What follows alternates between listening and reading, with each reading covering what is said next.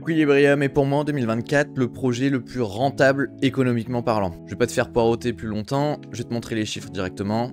Donc là tu vois justement les derniers tokens que j'ai récupérés ces derniers jours. Et ici je te montre le graphique du prix. Bon, concrètement, là tu te dis, bon ok, si le mec il a un ordi qui vaut 5 ou 10 000 balles, bon c'est cohérent. Ou s'il paye des serveurs à je sais pas quel prix. Mais c'est pas le cas. Pour te donner une idée du prix, je paye à peu près 33 € par serveur et par mois. Et à côté, je génère entre 800 et 1000 $ par mois par serveur. Bref, je vais pas te faire poireauter plus longtemps, je vais t'expliquer tout le process justement pour que tu puisses toi aussi faire tourner cette node. Et n'oublie pas de t'abonner et de liker cette vidéo et de commenter si tu as des questions. Et juste avant que je vous présente ce tuto, il est quand même important que je vous précise que j'ai pas été tout seul pour réaliser tout ça. J'ai été accompagné par Victor qui m'a beaucoup aidé parce que j'y connaissais vraiment rien, on va se le dire, j'avais jamais fait tourner une node, j'avais déjà essayé sur d'autres projets, mais j'ai toujours floppé. Mais justement, Victor m'a beaucoup aidé pour l'aspect technique, pour configurer ma première node et après ça roule tout seul. Donc je vous partage son calendrier si vous avez besoin de faire un appel avec lui, n'hésitez pas, c'est quelqu'un de très sympa et qui est très fiable niveau technique. Allez, sans perdre plus de temps, on passe au tuto. Allez, on se retrouve directement sur l'ordi comme vous pouvez le voir. Donc ce qui va se passer c'est que je vais d'abord vous présenter très rapidement le projet Equilibrium dans les prochaines mises à jour de manière très courte. Donc pour vous donner une idée, on est actuellement à la mise à jour 1.4.17, donc jusqu'à aujourd'hui. Et demain ou aujourd'hui dans la soirée, on devrait basculer dans la 1.4.18.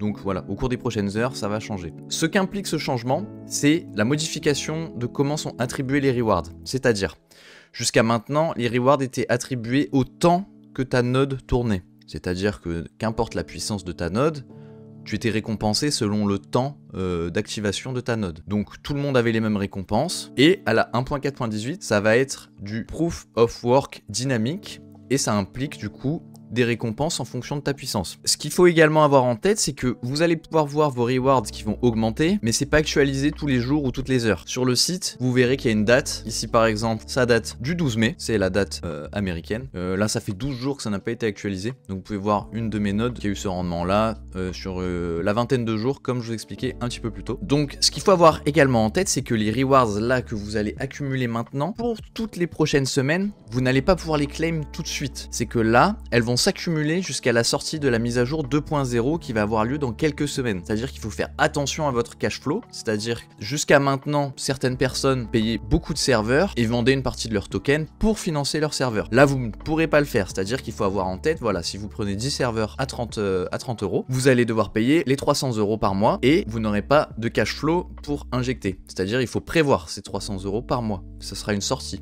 Vous ne pourrez vendre que à la sortie de la 2.0. Ce qu'il faut également avoir en tête, c'est qu'à la sortie de la 2.0, il y aura un drop des récompenses. C'est-à-dire que pour le moment, on est à 3,3 millions de quills d'émissions par jour à répartir entre les nodes. Et à la sortie de la 2.0 qui aura lieu dans quelques semaines, justement, il y aura une très forte réduction de manière exponentielle décroissante, mais qui sera temporaire également. Peut-être qu'il y aura beaucoup de gens qui vont couper leur node à ce moment-là. Voilà, il faut juste avoir ça en tête. Maintenant, au niveau des prérequis, qu'est-ce qu'il vous faut? Il vous faut un ordinateur, pas besoin d'avoir une bête de guerre. Un ordinateur basique fera très bien l'affaire. J'ai lancé ma première node sur un ordinateur Linux qui datait de 2016 et ça fonctionnait très bien. Bon là je suis repassé sur mon ordinateur principal. Donc il va vous falloir par contre en parallèle un logiciel qui s'appelle Terminus, qui ressemble à ceci. Pas de panique, je vais vous expliquer juste après à quoi ça sert. Je vous mettrai le lien pour le télécharger en description. Cet outil, il va nous servir justement à relier, si vous voulez, le serveur que vous allez louer, donc le VPS, à votre ordinateur. C'est-à-dire que votre ordinateur, lui, vous allez pouvoir l'éteindre, mais le serveur va continuer de tourner et comme ça, vous pouvez toucher vos récompenses. Parce que vous n'allez pas faire tourner la node sur votre ordinateur. Il faut avoir ça en tête. C'est Terminus qui va servir à rentrer les commandes, à configurer la node. Voilà. En tant que prérequis, il vous faut du coup, comme on disait, Terminus, et il vous faut également avoir un serveur. Un serveur ou un VPS, comme on appelle ça. À quoi ça sert? Eh bien, c'est tout simplement une puissance de calcul avec du stockage, des CPU, voilà, que vous allez louer, si vous voulez, à une société. Là, en l'occurrence, c'est Hostkey. Niveau qualité-prix, c'est ce qu'on a trouvé de mieux, parce qu'il y a certains serveurs, voilà, qui ont des prix beaucoup plus élevés pour la même performance. Il y a des serveurs qui ont des performances plus élevées, mais voilà, qui ont des prix, comme je le disais, également plus élevés. Donc, comment ça se passe? Moi, vous voyez que j'ai 2 serveurs actuellement sur ce serveur. J'en ai testé d'autres avec également Hetzner. Mais Hetzner, le problème, c'est que vous pouvez en faire tourner une, mais ils sont pas très crypto-friendly. Vous pouvez rapidement vous faire bloquer votre compte. donc c'est pas l'objectif. Hostkey, vous pouvez faire tourner autant de serveurs que vous le souhaitez, il n'y aura pas de souci de leur côté. Tant que vous payez, vous êtes un bon client. Alors, comment ça se passe? Donc là, vous voyez, moi j'ai plusieurs serveurs. Au niveau de la facturation, vous aurez une facturation tous les 30 jours. Donc moi, vous pouvez voir, ça fait déjà une semaine ceux-là que je les ai commencés. Quand vous cliquez dessus, vous pouvez voir différentes informations. La RAM qui est utilisée, voilà, actuellement. Donc ça va dépendre des moments, de la quantité du trafic sur la blockchain Equilibrium. Bref, nous, ce qui nous intéresse, ça va être justement d'acheter votre premier serveur. Une fois que vous avez rentré vos informations, que voilà, vous êtes connecté sur cette plateforme-là, vous allez faire New Instant Server. Alors, comment ça se passe au niveau des serveurs? Donc, une fois que vous avez cliqué sur New Instant Server, vous allez arriver ici sur une page qui vous propose différents serveurs. Nous, ce qui nous intéresse, c'est le Performance VPS. Vous avez ici différentes configurations, comme vous pouvez voir au niveau de la puissance, de la RAM et du stockage. Nous, on veut ces performances. Donc 8 CPU, 16 Go de RAM et 240 Go de stockage NVMe pour une somme de 33 € par mois. Ici, moi, j'ai tendance à mettre Deutschland. Donc ça, les petites lettres que vous voyez devant, c'est les pays. Donc moi, je mets souvent en Allemagne, donc 33 €. Ici, on va commander. Et là, vous allez devoir sélectionner juste une petite chose. Oui, juste avant, vous pouvez voir qu'il y a plusieurs éléments. Vous allez dans Operating System. Et nous, ce qui va nous intéresser, c'est Ubuntu 22.04. C'est cette configuration-là qui va nous servir pour justement configurer la node. Donc là, vous faites Order. La commande se lance. Instant Server Order Process. Donc, ce qu'il faut avoir en tête, c'est que ça va prendre quelques minutes. Proceed with Payment. Là, il va vous demander de payer. Donc, vous avez plusieurs possibilités. Moi, en ce moment, je le fais avec PayPal. Je fais paiement automatique de mon côté. PayPal, paiement, connexion, plutôt.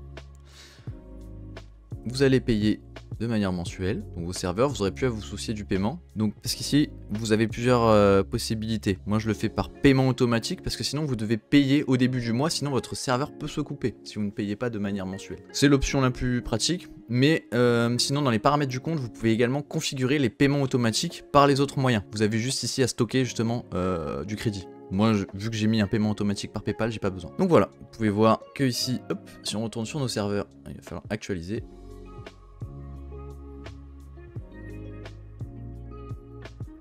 Voilà. Et ici, vous avez votre serveur. Donc là, c'est jaune, installing. Vous voyez, le serveur va mettre quelques minutes. Donc là, on se retrouve dans quelques minutes quand c'est prêt. Et en cas de problème, parce que ça peut arriver que le serveur ne s'active pas tout de suite, n'hésitez pas à leur envoyer un message via le support. Ils sont très réactifs en quelques minutes. Le problème sera réglé. Donc là, vous pouvez voir que notre serveur vient de passer en actif. Donc c'est celui-ci, donc Allemagne, paiement dans 31 jours de nouveau, avec votre adresse IP. Donc comment ça se passe? Maintenant que votre serveur est lancé, donc vous pouvez voir paiement dans 31 jours, avec l'adresse IP, les bonnes performances, donc on est prêt. Donc une fois que vous êtes ici, comment ça se passe? On est là, on va aller chercher l'adresse IP de notre serveur. Donc c'est ici. Copie, on la colle ici. Et là, on se connecte. Username, c'est root. Le password, il vous a été envoyé par mail. Vous allez venir le chercher dans le mail, qui est juste ici, le rentrer. Et voilà, vous êtes connecté. Là, vous pouvez voir que du coup, ça apparaît comme étant l'adresse IP, mais il va se renommer et ça va vous ouvrir une invite de commande. Bref, vous êtes prêt pour la configuration de la node. Comment ça se passe? On va retourner sur le tuto, tout simplement. On est à l'étape 3. Là, vous n'avez pas besoin de faire l'étape 2, vu que vous, l'OS Ubuntu, il est sur le serveur, pas sur votre ordi. Vous n'avez pas besoin d'être sur Ubuntu. Moi, je le fais sous Windows, comme vous pouvez le voir. Donc là, de manière très simple, maintenant, il y a un installeur. Donc, on va venir copier, tout simplement, la phrase qui est ici. Donc là, vous pouvez voir, il y a un petit bouton. Copie dessus. Là, c'est très important. Pour coller, ce n'est pas CTRL-V, c'est CTRL-MAJ-V. Si vous faites CTRL-V, ça rate. Ça ne marche pas. Voilà, il installe les trucs. Ça va prendre quelques secondes. En fait, cette commande, elle rend automatique tout un processus qui simplifie grandement l'installation. Donc, vous pouvez voir, il installe beaucoup de choses. Si vous le souhaitez et que vous êtes à l'aise avec ce genre de processus, vous pouvez passer bien sûr par la phase manuelle, comme juste ici, ouvrir dans un nouveau lien. Et là, vous avez toutes les étapes intermédiaires. Mais bon, moi, je passe pas par ça parce que je maîtrise pas le sujet. Voilà, faut vraiment avoir en tête que ce process, c'est le plus simple et le plus basique que vous pouvez avoir. Une fois que c'est terminé et que vous avez de nouveau cette phrase, donc route... c'est tout simplement voilà, le nom de votre invite de commande si vous voulez. Donc là, il nous dit à la fin de cette étape 3, after the setup, il est recommandé de redémarrer votre serveur et de vous reconnecter. Et ici, il nous le dit pareil. Donc là, reboot. Reboot. Je vais demander de se reconnecter. Hop. Donc là, il redémarre. Fait redémarrer le serveur.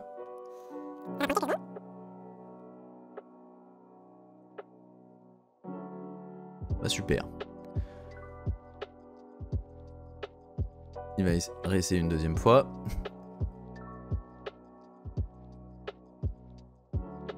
Voilà. Donc là, on est bon. On peut continuer. Étape 4, on va venir installer la node et la faire tourner en tant que service. Donc on va venir copier encore cette commande qui est là.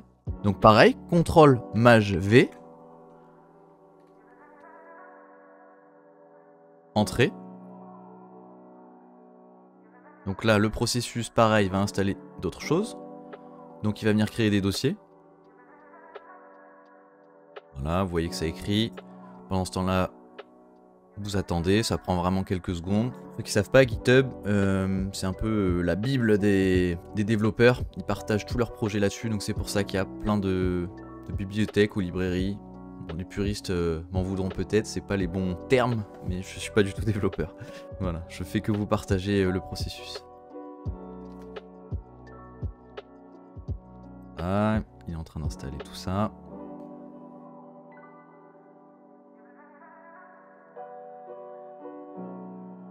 Hello, j'enregistre cette partie complémentaire parce qu'il y a eu une mise à jour pendant la nuit. Donc là on est, on est samedi après-midi et donc voilà, il y a un petit patch qui est différent depuis ce que j'ai enregistré hier.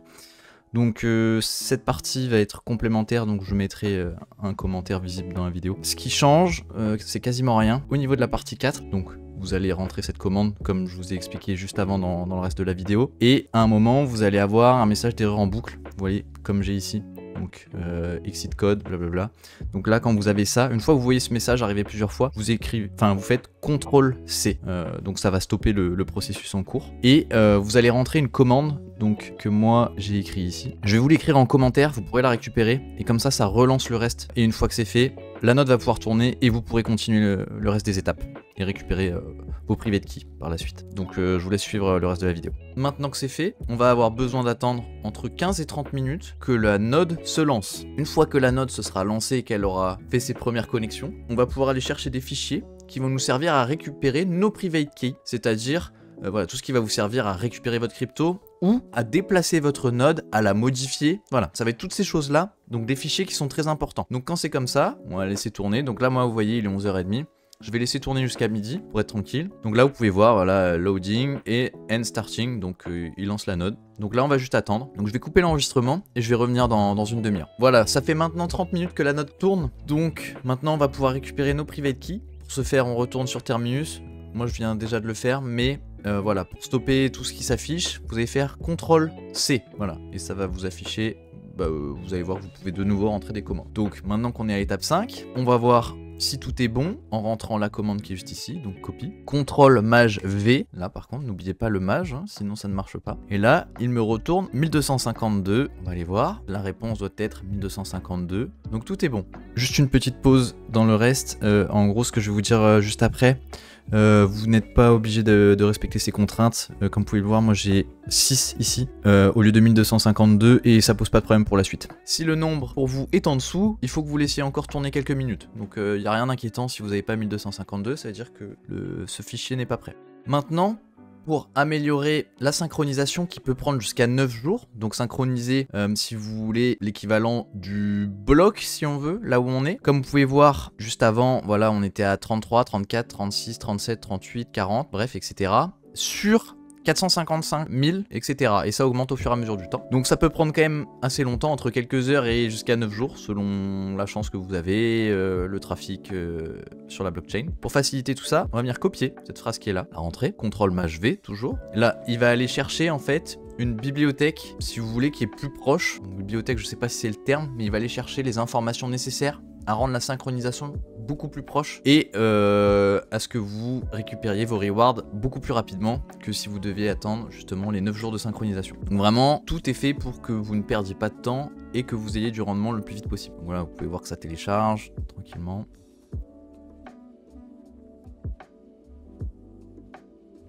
Ça prend un petit peu de temps, on va le laisser se terminer.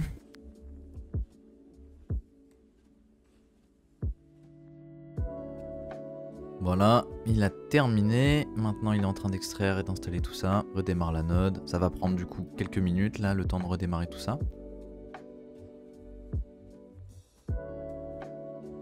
Pendant que la node se reconnecte, on va quand même optimiser notre temps. On n'a pas encore fait du coup le backup pour nos private keys, donc on va faire tout ça justement. Donc là, il nous dit premièrement que jusqu'ici 50 millions de quills ont été perdus juste parce que des gens n'ont pas enregistré ces fichiers. Donc faites bien attention parce que 50 millions de quills, ça représente quand même une belle somme d'argent, hein, actuellement. Ça représente 12-13 millions de dollars. Donc une coquette somme. Pour aller chercher tout ça, où est-ce qu'on va aller? On va aller ici dans SFTP. Moi, c'est ma quill 4, hein, elle n'est pas encore renommée parce que j'ai pas redémarré Terminus, mais c'est celle-là. Je clique dessus, il se connecte. Donc ça, pour vous expliquer, à gauche, c'est votre ordi en local. Et à droite, c'est, si vous voulez, l'équivalent de votre serveur, sur votre VPS que vous louez. Ce qui se passe, c'est que du coup, nous, on doit chercher le fichier qui est dans root cérémonie node. On va chercher ça, donc dans cérémonie node. Et ici, on doit aller config. Voilà.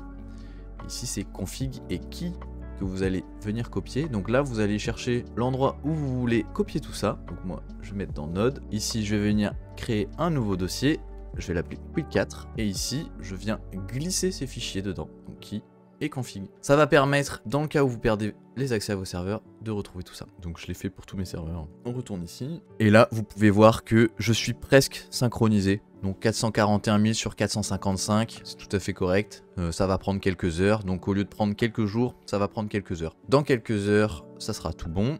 Bon, du coup là c'est tout bon pour ce tuto. Juste ce qui va nous intéresser pour la fin. Donc là, check your node info dans le tutoriel sur la gauche. Et ici, on va venir chercher justement l'adresse de notre node. Comment ça se passe? CTRL-MAJ-V toujours pour rentrer la commande. On la rentre. Et là, il m'a donné mon adresse. Pareil, si vous voulez copier, c'est CTRL-MAJ-C, pas CTRL-C. Ouais, bon, j'ai fait l'erreur. Et là, vous allez pouvoir venir chercher par la suite, quand votre node sera synchronisée, copier justement votre adresse. Mais là, vous pouvez voir qu'ici, la mienne ne fonctionne pas, parce qu'elle n'est pas encore actualisée. Dans quelques jours, je vous sortirai une vidéo s'il y a besoin pour les prochaines mises à jour. Donc je vous ferai des updates régulièrement si besoin pour relancer les nodes. Et pareil, dès que ça sera disponible à claim, je vous ferai une vidéo pour vous expliquer le process qui est vraiment pas compliqué. En moins de 5 minutes, c'est claim et envoyé en ERC20, donc sur le réseau Ethereum. Bon voilà, j'espère que ça vous a plu et que vous avez appris des choses. N'oubliez pas de vous abonner si vous voulez pas manquer mes vidéos. Si je vois que c'est un contenu qui plaît, pourquoi pas le faire sur d'autres projets. Avec pareil, dans l'idéal, des projets un peu underground qui sont très rentables. C'était Kylian, je vous dis à plus pour une prochaine vidéo.